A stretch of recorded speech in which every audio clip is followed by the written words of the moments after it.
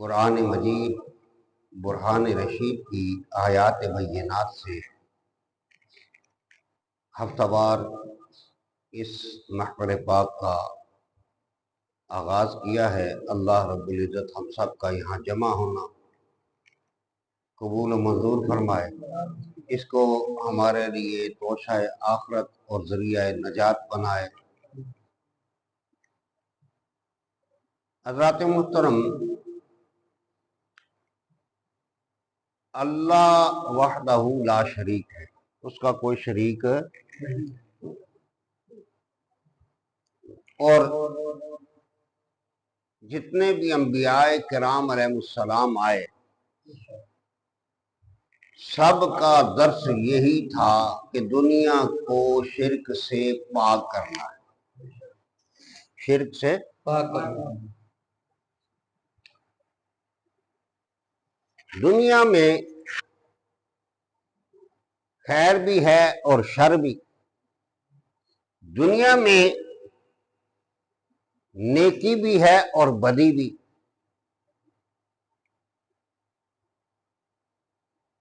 तो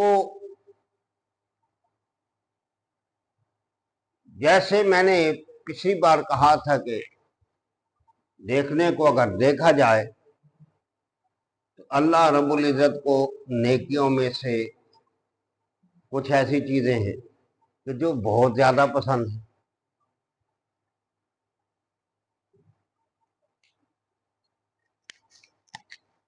मसलन मैंने कहा था कि वैसे देखें तो किसी भूखे को अल्लाह की मखलूक समझकर अल्लाह की रजा के लिए खाना खिलाना बहुत बड़ी नेकी। या दूसरी तरफ इबादत में सजदा, इस पर हमने गुफ्तगू की थी, कितनी बड़ी। इसी तरह जैसे ये नेकियों में बहुत बड़ी बड़ी नेकियां हैं, तो हमारे दीन में सबसे बड़ा गुनाह वो है शिर्क। क्या है? हर गुनाह की माफी है, लेकिन शिर्क की माफी। लेकिन हर चीज पे ही शिर्क का फतवा नहीं दिया जा सकता।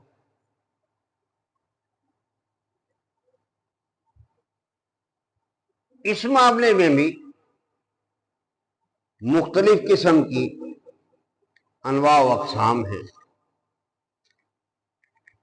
इल्हाद है, इर्तिदाद है, कुफ्र है, शिर्क है, इस तरह और कई चीजें।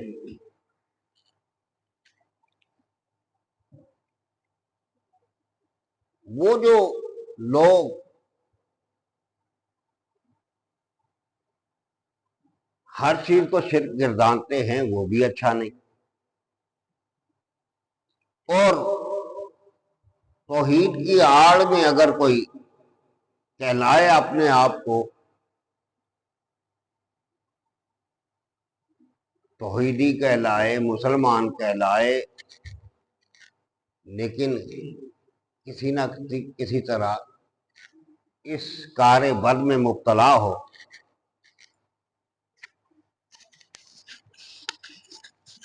इस कार बद में मुब्तला हो, तो उसकी इस्लाह जरूरी है। गरचे वो न जाने में ही करता हो, अनजाने में ही कर जाता हो, लेकिन फिर भी उसकी इस्लाह जरूरी है। देखिए, मैं कभी कभार सोचता हूं कि हमारे बुजुर्गान दीन तशरीफ, है ना, आप दीगर ममालिक में चले जाएं ना, तो वहाँ जैसे हम नमाज के बाद जिक्र जाहरी और कलमा शरीफ का विर्द करते हैं, नहीं, माएँ बच्चों को लोरियां देती हैं, ला इलाहा देती है। ये आपको कहीं और कब मिलेगा। फिर मशाइख अज़ाम की बारगाह में चले जाएं, जो अल्लाह के नेक और वली लोग हैं, जब उनके पास जाते हैं तो वो भी हमें हुक्म देते हैं कि जाओ कलमा शरीफ का विर्द करो, कोई जारी करे या खफी करे। कहीं फौतगी हो जाए तो वहां भी हम, असल ये था कि चूंकि इस इलाके में, इस खिताए अर्जी में, इस सब कॉन्टिनेंट में चूंकि थे ही हुनूद मुशरिक, अल्लाह वाले आए, आके यहाँ तौहीद की शम्मा जलाई, जो परवाने आते गए उन्हें कहते गए इसी शम्मा पे निसार होना है और कहीं जाना। जैसे शम्मा परवाना और कहीं नहीं जाता।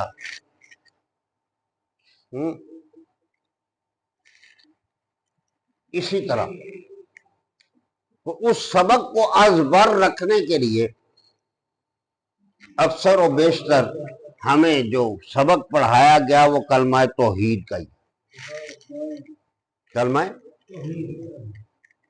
ताकि शिर्क दूर दूर तक पनपे ही ना।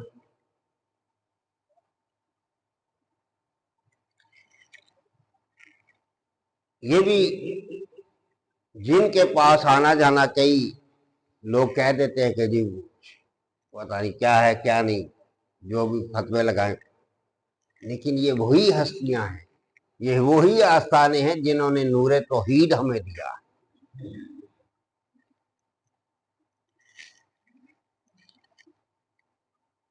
और इसीलिए मुझे फजाइल में याद आ गया कि साहिब हुस्न हसीन ने ये लिखा कि जो शख्स कसरत के साथ कलमा शरीफ का विर्द करता है, क्या करता है, बोलो, कसरत के साथ कलमा शरीफ का विर्द करता है, अल्लाह रब्बुल इज्जत उस पर इतना, देखें ये अक्सर हमारे कहते हैं जी इतनी नेकियां मिलेंगी, इतने गुनाह माफ हो जाएंगे, इतनी नेकियां मिलेंगी, इतने गुनाह माफ, जैसे हम हमारे कई तबलीगी भाई भी ऐसा ही करते है ना जी। वो लंबी लंबी नेकियां, लंबी लंबी बदियां बरकर, उनका काम है अल्लाह की मखलूक को डराना या समझाना या तरगीब देना। इसमें हर, लेकिन हर एक का अपना अपना मतबा नज़र है ना। तो उससे मुराद जो है ना, इतने गुनाह मुआफ हो गए, वो गुनाह कुछ ऐसे हैं, वो गुनाह मुआफ होते हैं जो गुनाह सगीरा है, जो गुनाह छोटे गुनाह हैं वो मुआफ होते हैं, लेकिन जो बड़े गुनाह हैं, शिर्क तो मैंने पहले कह दिया कि माफ नहीं होता जब तक कि पूरी तरह उसको तर्क ना किया जाए, जब तक उसको, हाँ,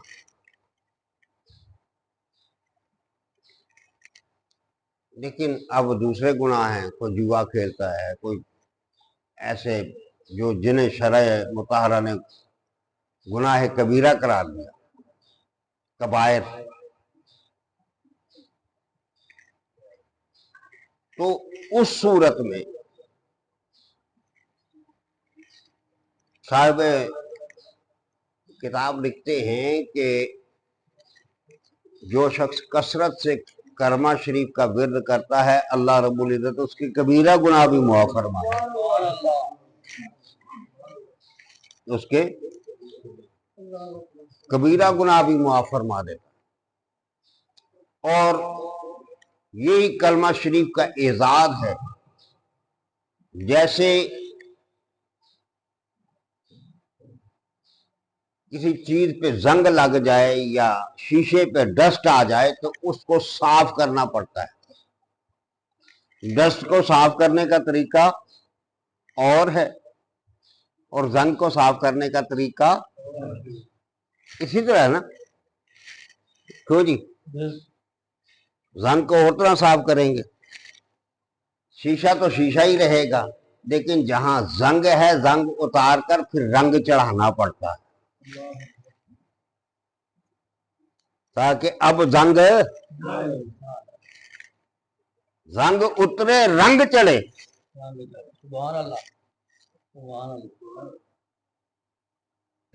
रंग भी हो और उसमें फिर चमक भी हो, नूर भी हो।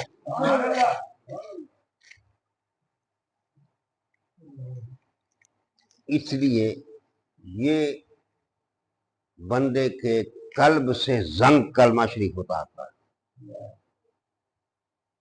क्या कहता है? कलमा शरीफ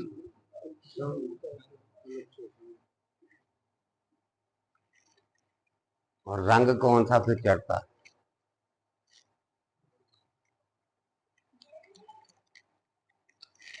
बाबे नक्शबंदी इस मामले में बहस करते हुए साहिब निस्मातुल कुदस ने एक बुजुर्ग का कौल नकल किया। सिलसिला अहलिया नक्शबंदिया के बुजुर्गों में से किसी एक बुजुर्ग का कौल नकल किया, लफ्ज़ नक्शबंद पर बहस करते हुए। किसी ने कोई दिया, वो कहते हैं कि इस नक्शबंद के मानी ही ये है कि तेरे दिल पर इसमें जात अल्लाह रब्बुल इज्जत का इस्म ऐसे मुलक्कश हो जाए, ऐसी स्टैंप लग जाए, ऐसा रंग लग जाए कि जो वारिद कलीला से भी जायल ना हो।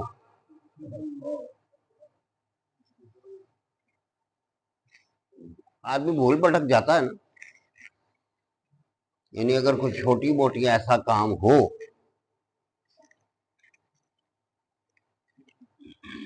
तो उससे वो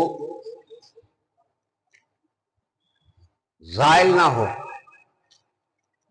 बल्कि जब तू फिर जिक्र में आए तो अल्लाह रब्बुल इज्जत उसको साफ कर दे, तुझे चमका दे, तेरा जाहिर और बातन चमका दे। इसीलिए जो जिक्र करने वाले हैं जाकिर हैं, हकीकी मानों में रियाकार ना हो।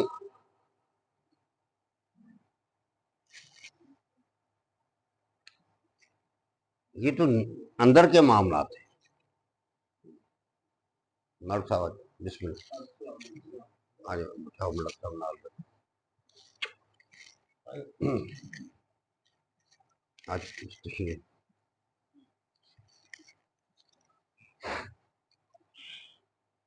गुफ्तगू हो रही थी जो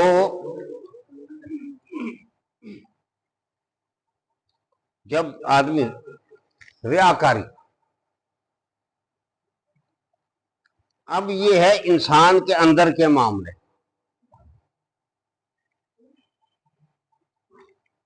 हालांकि सिलसिला आलिया नक्शबंदिया में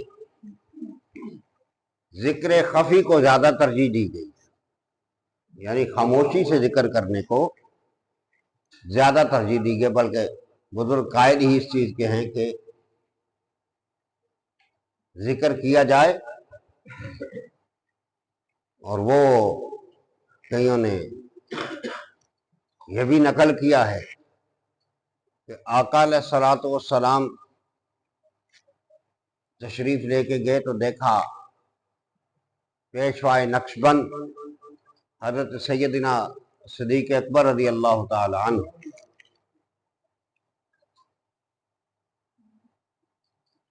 आप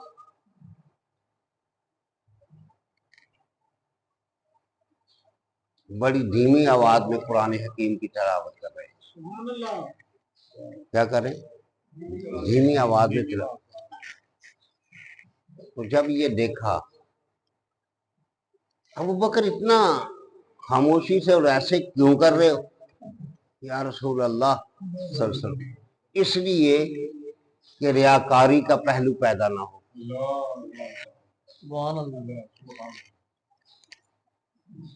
आज मेरे जैसे बाबे वो जरा ना, जब ऐसा मामला आए तो ज्यादा जलियां पापा दिखाते हैं ना, तो मुंह इंटरेक्ट।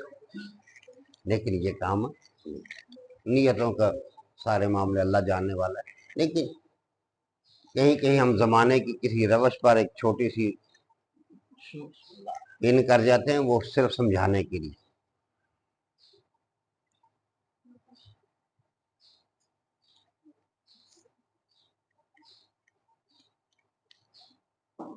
सैयदना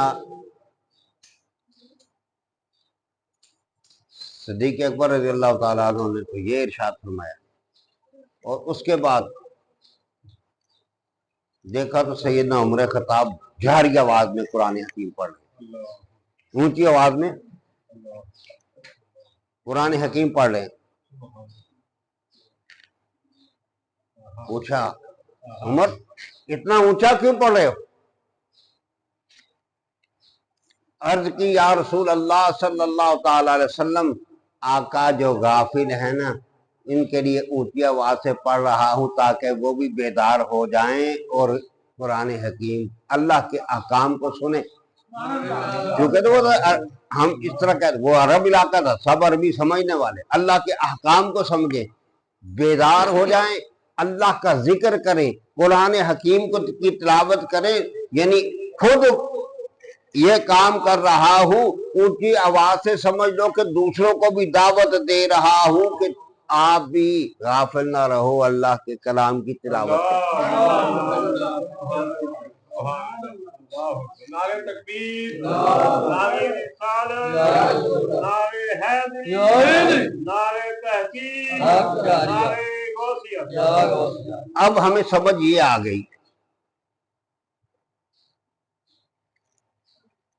कि जिक्र कुरान हकीम में भी, अभी अगर हम पुरानी दलाइल से भी देखें तो जिक्र खफी करना भी जायज है और जिक्र जहरी करना भी जायज। हाँ, जो तालीम आपके शेख ने आपको दी है उस तालीम को मद्देनजर रखें। अगर उन्होंने जहरी के मतलब, और हर एक ने जिक्र जहरी के फजाइल, जो लोग जिक्र जहरी करने वाले उन्होंने काफी सारे फजाइल इसके बयान किए, जिक्र खफी करने वालों ने। और खफी इसलिए ज्यादा बेहतर है, जिक्र खफी ये हम करते हैं ना, खत्म ख्वाजगान शरीफ अब पढ़ेंगे। हालांकि नक्शबंदिया सिलसिले में ये एक खास और मखसूस अंदाज में पढ़ा जाता है, सिर्फ एक आदमी पढ़ता है, थोड़ी, वो भी बहुत बुलंद आवाज से नहीं, वो भी बहुत बुलंद आवाज से नहीं, बल्कि थोड़ी सी ऊंची आवाज से, ताकि दूसरे जो उस महफिल में आके शामिल हों उन्हें पता हो कि क्या पढ़ रहे हैं, ताकि वो भी उनके साथ शरीक हो जाए। ये वो चीजें हैं कि जो हमें बताना चाहिए। पीरी मुरीदी का उसूल तो ये नहीं है कि सिर्फ ताबीज तागे फूके, हाँ जी, बस दुआएं। ये एक तरबियती निजाम है, और बुजुर्गों के पास हम जाते ही इसलिए कि अल्लाह अल्लाह सीखे। बहुत अच्छे, बहुत आला, बहुत आला। हम कोई फूक फांडों के लिए तो नहीं जाते, वो तो उनके कदमों का सदका ही अल्लाह बड़ा करम कर देता है। असल चीज, असल माल ये लेने के लिए जाते, हमारे आमाल भी दुरुस्त हो, हमारा अकीदा भी दुरुस्त हो।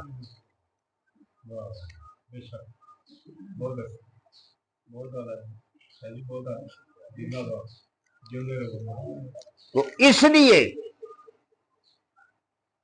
जो जिक्र खफी करने वाले हैं वो जिक्र खफी करते रहे, लेकिन अकाल तुम थोड़ा सही ना, अबू बकर सिद्दीक रज़ी, आप थोड़ा सा ऊंचा पढ़ा करें, आप थोड़ा सा धीमा हो जाए, मेरे भर लो। जिक्र खफी के भी और जारी के भी फजाइल वो साबित है, उनके सबूत कुरान से भी हैं, हदीस से भी। इसका मतलब ये हुआ कि जो तरीका हम यहाँ, इसलिए मैं कुछ अपने दादा जान के जो इजाज़त है उस मामले में ये इख्तियार इस्तेमाल करते हुए जो आप दोस्तों को ये ख़त्म ख्वाजगान शरीफ के मुतल्लक जब थोड़ा सा हम अगर ये जहरी पढ़ते हैं ना, तो वो उनकी इजाज़त को मलहूज रखते, वरना हज़रत करमा वाला शरीफ में ये काम नहीं है। ये काम वो मेरा इख्तियार है, साहिब इजाज़त हूँ,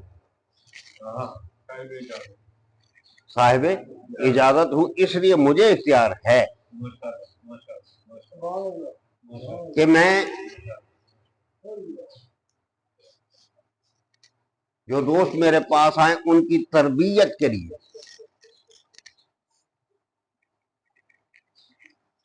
नंबर एक, क्योंकि इसमें हम कुरान हकीम की आयत की भी तिलावत करते हैं, सूरतें भी पढ़ते हैं, तो यहाँ जो आने वाला है ना, बिल्कुल अगर अनपढ़ भी हो, बिल्कुल अगर,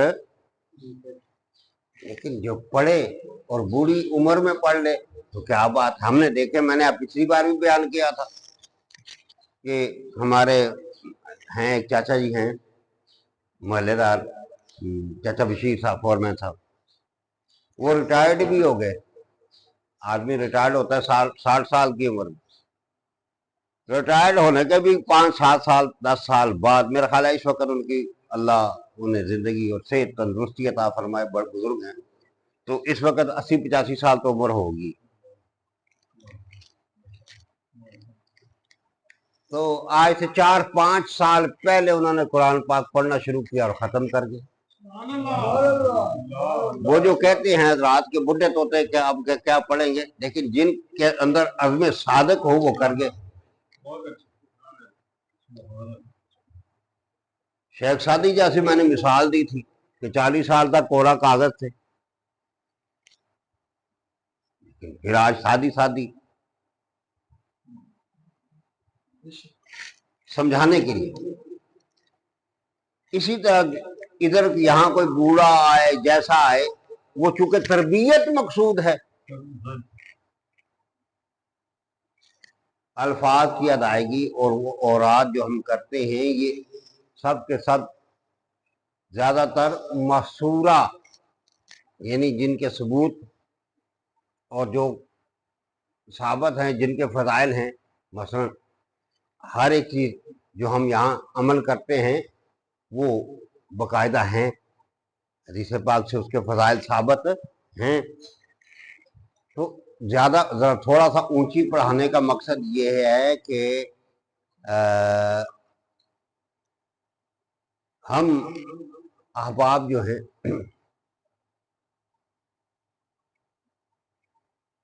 वो एक तो हमें कुरान हकीम की कुछ सूरतें याद हो जाए, ये नहीं कि सारी नमाज कुल वल्लाह पे, जैसे आज है वो सूरह अलम नशरा शरीफ भी याद हो गई, आयतुल कुर्सी भी याद हो, एक मिसाल है सूरह इखलास शरीफ भी याद, फातिहा शरीफ, इसी तरह और कई याद समझाने के लिए खुद ब खुद हो गई नहीं याद। दूसरा तलफ़्फ़ुज़ दुरुस्त हो गया सब में बैठने से। अभी भी कई दोस्त, इतनी मेहनत के बावजूद कई दोस्तों के अभी भी खैर तलफ़्फ़ुज़ ठीक नहीं है, लेकिन इसीलिए मैं इशारे करता रहता हूँ कि तो ये इसलिए कि तरबियत होती रहे, वरना ज्यादा औला तरीका यही है कि जिक्र खफी किया जाए, तू जानते तेरा रब जाने, पक्की लगी रहे। हाँ, क्योंकि शोर मचा के जो मैं इस जुबान से कह रहा हूं वो भी जानता है, जो मेरे अंदर है वो भी जानता है।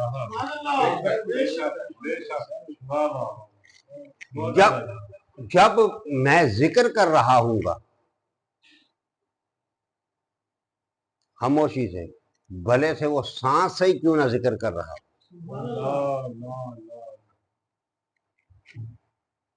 तो उस सांस को सुनने वाला वो है, उसमें मैं क्या कर रहा हूं जानने वाला एक बंदे की। बज़ाहिर एक शख्स ऐसे बैठा, हम कहते हैं गाफल, वैसे ही बैठा है, क्या पता है कि वो गाफल नहीं जाकर है, जिक्र करने वाला। अच्छा, और जैसे खुशबू छुपाने से छुपती नहीं है ना, ऐसे जाकर छुपने से फिर नहीं छुपता। जाकर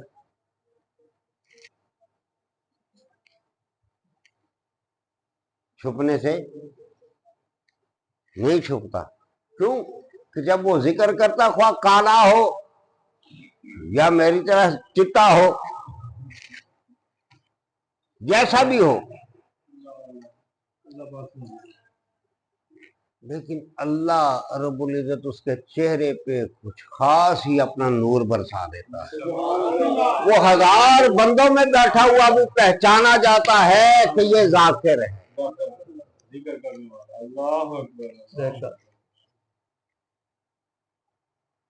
अल्लाह रब्बुल इज्जत हमें अमल की तौफीक अता फरमाए।